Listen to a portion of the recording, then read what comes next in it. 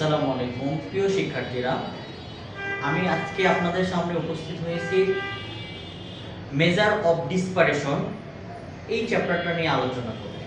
তো এই চ্যাপ্টারটা যারা এইচএসসি পরিসংখ্যান নিয়ে পড়ছেন, BBA first year, second year, third year, fourth year,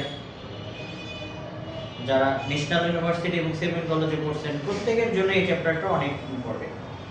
বিশেষ করে এবার যারা থার্ড ইয়ার পরীক্ষা দিচ্ছেন, ম্যানেজমেন্ট ডিপার্টমেন্টে কিন্তু এই চ্যাপ্টারটা অনেক গুরুত্বপূর্ণ। তো এই চ্যাপ্টার থেকে একটা গুরুত্বপূর্ণ টপিক আমরা আজকে আলোচনা করব। তো আসুন প্রথমে আমরা আগে প্রশ্নটা করে নিই, এরপরে এই প্রশ্নটা কত সহজ উপায়ে করা যায় সেই কৌশলগুলো আপনাদের সামনে শেয়ার করব। তো আসুন প্রথমে আমরা প্রশ্নটা করে নিচ্ছি। তো এখানে আমাদের প্রশ্নে দেওয়া আছে ফ্রম দা ফলোইং ডাটা, এই যে নিচে আমাদের কিছু তথ্য দেওয়া আছে, ডাটা দেওয়া আছে, এখান থেকে বের করতে হবে what is the missing information. এই যে মিসিং ইনফরমেশন গুলো দেওয়া আছে, এই দুইটা মান আমাদের বের করতে হবে। তো এখানে দেখেন প্রথমে আমরা দেখতে পাচ্ছি যে n1 সরি এটা হলো n1 সমান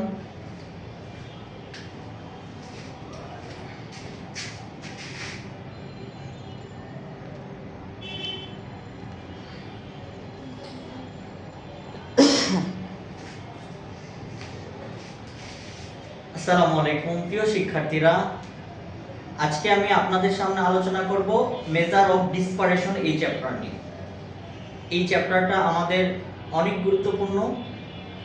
যারা এইচএসসি পরিসংখ্যান নিয়ে পড়ছেন তাদের জন্য, BBA first year, second year, third year, fourth year, প্রতিটা ক্লাসে এই সাবজেক্টটা রয়েছে। এই সাবজেক্ট থেকে আমরা ডিসপারেশন চ্যাপ্টার আলোচনা করব।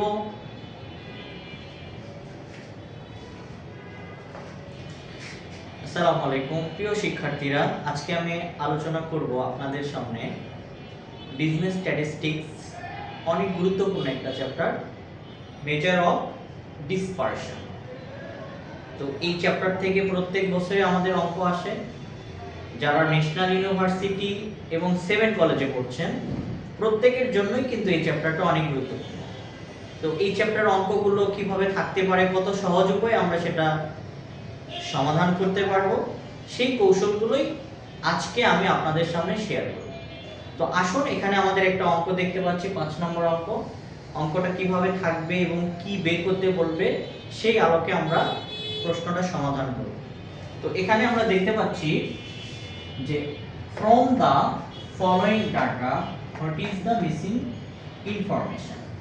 এই যে আমাদের মানগুলো দেওয়া আছে n1, n2, n3, total n সমান 200, x বার 1, x বার 2, x বার 3, x বার c সমান 1। অর্থাৎ n1 দ্বারা বোঝানো হচ্ছে প্রথম নাম্বার n1 50, দ্বিতীয় নাম্বারটা নেই, এটা আমাদের বের করতে বলেছে। n3 অর্থাৎ তৃতীয় n এর নাম্বার 19 হলে আবার টোটাল n সমান 200। এখানে x বার 1 এর মানটা দেওয়া আছে, x বার 2 টা দেওয়া নেই, এটা আমাদের বের করতে হবে। x বার 3 আছে, আবার মোট মিনের তথ্যটা দেওয়া আছে। আসসালামু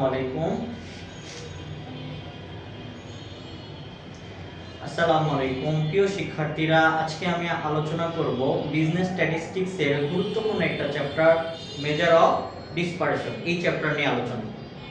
তো এই চ্যাপ্টারটা অনেক গুরুত্বপূর্ণ, প্রত্যেক বছরে এখান থেকে প্রশ্ন এসে থাকে। যারা BBA first year, second year, third year, fourth ইয়ারে পড়ছেন প্রত্যেকের জন্যই কিন্তু এই চ্যাপ্টারটা অনেক গুরুত্বপূর্ণ। তো এই চ্যাপ্টারের অঙ্কগুলো কিভাবে থাকতে পারে এবং সেই প্রশ্নগুলো কত সহজ উপায়ে আমরা সমাধান করতে পারি সেই কৌশলগুলো নিয়ে আজকে আমি কথা বলবো। তো এখানে একটা গুরুত্বপূর্ণ একটা অঙ্ক দেওয়া আছে, এটা কিন্তু আমাদের একটা বোর্ড কোশ্চেন। তো এই অঙ্কটা আমরা প্রথমে পড়ে নিব, তারপরে কিভাবে এটা সমাধান করা যায় আমরা সেই সমাধানটা করব। তো আসুন প্রথমে আগে আমরা প্রশ্নটা পড়ে নিই। এখানে দেওয়া আছে from the following data what is the missing information. এই যে মিসিং ইনফরমেশন, হোয়াট চিহ্ন দেওয়া আছে, এই হোয়াট চিহ্নটা আমাদের বের করতে হবে। এখানে n1 নাম্বার 1 দেওয়া আছে 50, নাম্বার 2 নেই, নাম্বার 3 দেওয়া আছে, টোটাল নাম্বার দেওয়া আছে। এখানে x বার 1 দেওয়া আছে, x বার 2 টা নেই, এটাই আমাদের বের করতে হবে। x বার 3 দেওয়া আছে, আবার টোটাল মিনটা দেওয়া আছে 116। তো আমরা প্রথমে n2 টা বের করব। তো আমরা এখানে লিখে নিচ্ছি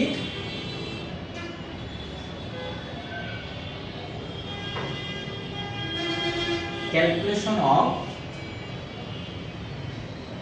সেকেন্ড গ্রুপ।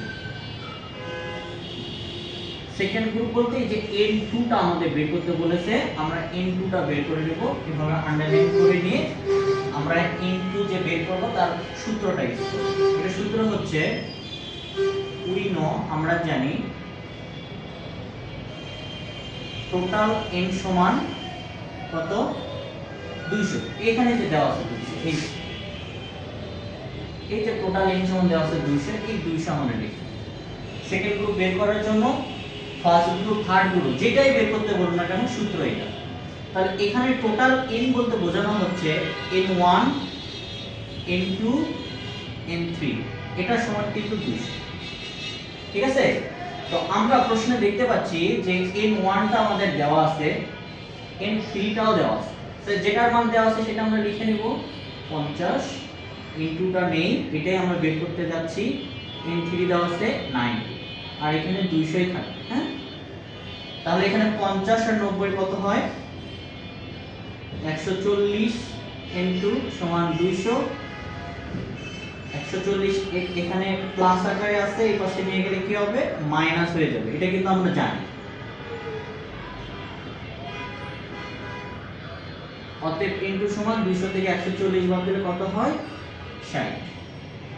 এটাই হচ্ছে আমাদের आंसर। তো শিক্ষার্থী বন্ধুরা দেখতে পাচ্ছেন কত সহজে অঙ্কটা বের করা যায়, কত সহজে আমরা এটা সমাধান করতে পারলাম। তো এখন আমরা দ্বিতীয় প্রশ্নের দিকে যাব। দ্বিতীয় প্রশ্নে এখানে আমাদের x বার, এটা বোঝানো হচ্ছে মিন। মিনকে আমরা x বার দ্বারা প্রকাশ করি। তো এখানে মিন x বার 1, x বার 2 টা দেওয়া নেই, এটাই আমাদের বের করতে হবে। x বার 3 দেওয়া আছে এবং টোটাল মিনটা দেওয়া আছে। তো এখন মিনের সূত্র, আমরা এখন মিনের সূত্রটা অ্যাপ্লাই করে এই x বার 2 অর্থাৎ মিন 2 এর মানটা আমরা বের করব। একইভাবে এটা যদি আমরা সমাধান করি, যে এখানে যেভাবে ক্যালকুলেশন অফ সেকেন্ড গ্রুপ লিখেছি, এখানেও লিখতে পারবো ক্যালকুলেশন অফ সেকেন্ড মিন।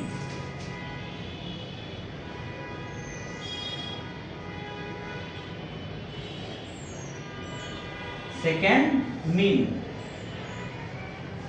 তো সেকেন্ড মিনকে আমরা x বার 2 হিসেবে ধরলাম। হ্যাঁ, তাহলে এই মিনটা বের করার জন্য আমাদের একটা সূত্র আছে, সেই সূত্রটা এখন আমরা অ্যাপ্লাই করতে যাচ্ছি। উই নো, আমরা জানি x বার c সমান n1 into x bar 1 plus n2 into x bar 2 plus n3 into x bar 3 নিচে n1 n2 n3।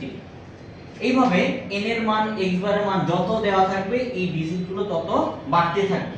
তো আমাদের এই অঙ্কে তিনটা করে নাম্বার দেওয়া আছে, তিনটা করে মিন দেওয়া আছে, তাই আমরা এই তিনটা করে অংশটায় লিখলাম। এখন এখান থেকে আমরা কি বের করব, এই যে x বার 2 আমাদের বের করতে বলেছে, এই যে এখানে দেখতে পাচ্ছি ফর্মুলাতে আমাদের x বার 2 দেখা যাচ্ছে। তো এখন এটা যেহেতু আমরা বের করব, বাকি যে মানগুলো এখানে দেওয়া আছে, যে এখানে দেওয়া আছে এই মানগুলো একটু বসিয়ে নিই আমরা। তো এখানে x বার c কম্বাইন্ড মিনের মানটা দেওয়া আছে কত 116, আর এখানে n1 এর মান দেওয়া আছে 50 গুণন x বার 1 এর মান দেওয়া আছে 113 যোগ n2 এর মান মাত্র বের করেছি, n2 এর মান 60,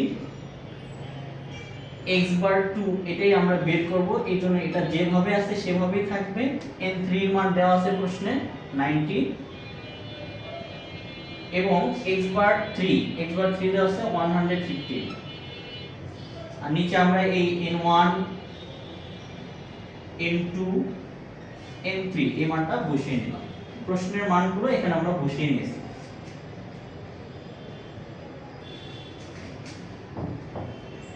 তো এটার নিচের অংশটা তো আমরা জানি, টোটাল n যোগ করে কত হবে, যে 200 হবে, আমরা যোগ করে দিলাম। এখন 50 এর সাথে আমরা এই যে 113 আছে, এটা আমরা কি করব, যোগ করে গুণ করে নেব। এই যে গুণন আছে, গুণ করে নেব। 50 গুণন 113, তো এখানে দেখতে পাচ্ছি আমরা 5650 আছে, 5650 যোগ এটার সাথে এটা গুণ করলে 60x/2 হয়, প্লাস এই যে 90 এর সাথে 115 আমরা গুণ করব, 10350। তো এখানে কিছু নাই, মনে মনে 1 ধরতে হবে, এটার সাথে এটা গুণ করব আর এটার সাথে এটা গুণ করে দেব। এটাকে বলা হয় বজ্র গুণন বা আড়াআড়ি গুণ। তো আমরা এটার সাথে 116 এর সাথে 200 গুণ করব আর 1 এর সাথে এটা গুণ করব, তাহলে এটার সাথে যোগ করলে কি হয়, এখানে আছে 10350 যোগ 5650। তো আমরা এখানে দেখতে পাচ্ছি 16000 যোগ 60x/2, আর এটার সাথে এটা গুণ করব আমরা,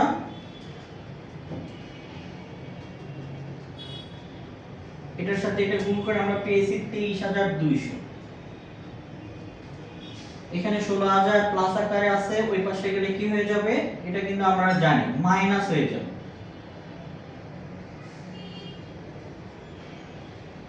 23200 এর সাথে 16000 যদি আমরা মাইনাস করি, তাহলে কিন্তু আমরা মান পেয়ে যাচ্ছি 7200। এখন আমরা x/2 কে রেখে দেই, এটার সাথে এটা গুণন অবস্থায় আছে, ইকুয়ালের পাশে গেলে কি হয়ে যায়, ভাগ হয়ে যায়। তো আমরা ভাগ করে দেই, 7200 ভাগ 60। তো এখন আমরা ভাগ করে নিচ্ছি, আমরা ভাগফলটা পেয়ে যাচ্ছি, অতএব x/2 = 120। এটাই হলো আমাদের আনসার। তো শিক্ষার্থী বন্ধুরা দেখতেই পাচ্ছেন আমরা x/2টাও কিন্তু অলরেডি বের করে ফেলেছি। তো এই ধরনের মিসিং ইনফরমেশনটা এই বছরের পরীক্ষার জন্য অনেক গুরুত্বপূর্ণ। যারা ম্যানেজমেন্ট ডিপার্টমেন্টে থার্ড ইয়ারে পরীক্ষা দিতে যাচ্ছেন, আগামী 30 তারিখ আপনাদের এই চ্যাপ্টারটা অর্থাৎ বিজনেস স্ট্যাটিস্টিক এই সাবজেক্ট থেকে এই অঙ্কটা অনেক গুরুত্বপূর্ণ। তো আজকের ভিডিওটা কেমন লেগেছে অবশ্যই লাইক, শেয়ার এবং কমেন্ট করে আমাদের জানাবেন। পরবর্তী ক্লাস দেখার জন্য আমন্ত্রণ জানিয়ে আজকের ক্লাসটা এখানেই শেষ করছি। দেখা হবে অন্য কোনো ক্লাসে। সবাই ভালো থাকবেন, সুস্থ থাকবেন।